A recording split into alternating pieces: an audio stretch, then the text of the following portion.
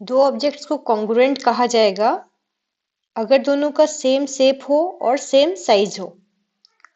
इसको हम लोग बोल सकते हैं कि अगर एक को दूसरे के ऊपर रखा जाए, अगर हम लोग एक को दूसरे के ऊपर टॉप में रखते हैं तो दोनों परफेक्टली मैच करता है। जिस तरह हम लोग दो कॉइन को कंसिडर कर सकते हैं, दोनों का 10 रुपए वाला कॉइन का एग्जांपल ले सकते हैं। दोनों दोनों कॉइन को अगर एक दूसरे के ऊपर रखा जाए तो दोनों एक दूसरे को ढक देंगे। दोनों का सेम शेप है, सेम साइज है, इसलिए वो लोग को कॉन्ग्रुएंट कहा जाएगा। ये कॉन्ग्रुएंस का साइन है।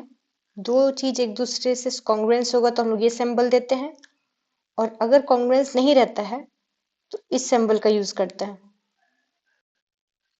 दो लाइन सेगमेंट एक दूसरे से कॉन्ग्रुएंस अगर है, इसका मतलब दोनों का सेम लेंथ है। अगर इसका उल्टा भी बोल सकते हैं कि दो लाइन सेगमेंट का अगर सेम लेंथ है तो ही दोनों को एक दूसरे का कॉन्ग्रुएंस कहेंगे। यहाँ ए बी और सी डी एक दूसरे के बराबर है, दोनों का लेंथ सेम है, इसीलिए कहा गया A B is congruent to C D, और इसको कुछ इस तरह लिखा गया। उस तरह दो सर्कल एक दूसरे के कॉन्ग्रुएंट है कि नहीं, ये कैसे पता चलेगा? दोनों सर्कल का डायमीटर और रेडियस अगर सेम रहेगा तो ही लोग दोनों को कॉन्ग्रुएंट कहेंगे। यानी रेडियस अगर सेम है तो दोनों एक दूसरे की कॉन्ग्रुएंट है।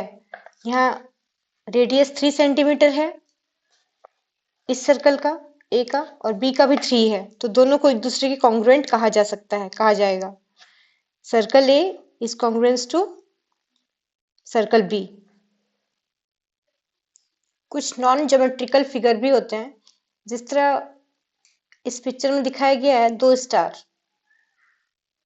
दोनों स्टार का कुछ शेप इस तरह है, साइज इस तरह है कि एक को दूसरे के ऊपर अगर प्लेस किया जाए तो वो इजीली एक दूसरे के साथ फिट हो जाएंगे। दे fit exactly without any gap और ओवरलैप, इसलिए हम लोग ये दोनों स्टार्स को कॉन्ग्रुएंट फिगर कहेंगे। यहाँ क्वेश्चंस में दो लीव्स दिए गए हैं, दोनों का शेप, दोनों का लुक सेम है, दोनों सेम दिख रहा है, लेकिन दोनों का साइज अलग है, इसलिए कॉन्ग्रुएंट नहीं है।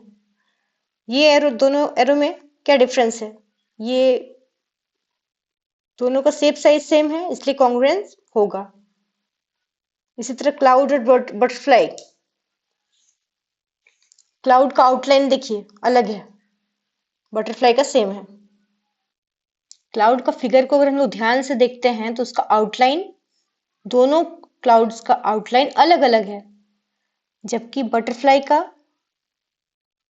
और सब सेम है, बस पहला वाला बटरफ्लाई सीधा है और दूसरा वाला उल्टा है। क्वेश्चंस में अगर देखें तो क्वेश्चन नंबर 1 का ए में दो लाइन सेगमेंट है, A B C D. A B और सी डी दोनों का सेम लेंथ है, इसलिए दोनों एक दूसरे के कॉन्ग्रुएंट होंगे। Next question B number, E F 4 है और जी एच 6 है। दीज आर नॉट इक्वल, दोनों आपस में बराबर नहीं है, इसलिए दोनों कॉन्ग्रुएंट भी नहीं होंगे। Next P Q M N, P Q 2 metre, M N 2 metre, दोनों का लेंथ बराबर है, इसलिए दोनों कॉन्ग्रुएंट होंगे। T S X Y, T S का मेजरमेंट है 7 सेंटीमीटर, एक्स वाई का मेजरमेंट है 3 सेंटीमीटर, दोनों आपस में इक्वल नहीं है।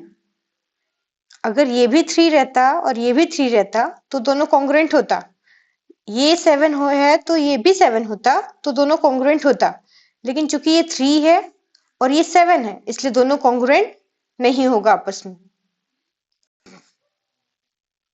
नेक्स्ट क्वेश्चन में यहाँ दो एंगल दिया गया है, सी बी ए इस एंगल का नाम है, और इसका नाम है F E D. This angle is equal to this angle, since ये भी 70 है, ये भी 70 है, इसलिए दोनों एंगल आपस में कॉन्ग्रुएंट होगा। आगे बढ़ते हैं। PQR ये एंगल 40 डिग्री है, जबकि XYZ ये एंगल 48 है। 40 is not equal to 48, then PQR is not equal to XYZ, तो ये दोनों एंगल कॉन्ग्रुएंट नहीं है। नेक्स्ट क्वेश्चन, सी नंबर में, this is symbol of 180 degree. ये 180 डिग्री है। XYZ, LMN ये भी 180 डिग्री है। Since both are 180 degree, both are equal, therefore this angle is congruent to this angle.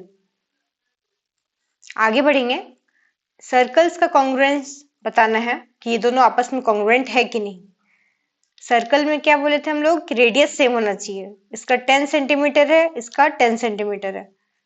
Radius are equal, दोनों का रेडियस इक्वल है, इसलिए दोनों कॉन्ग्रुएंट हैं।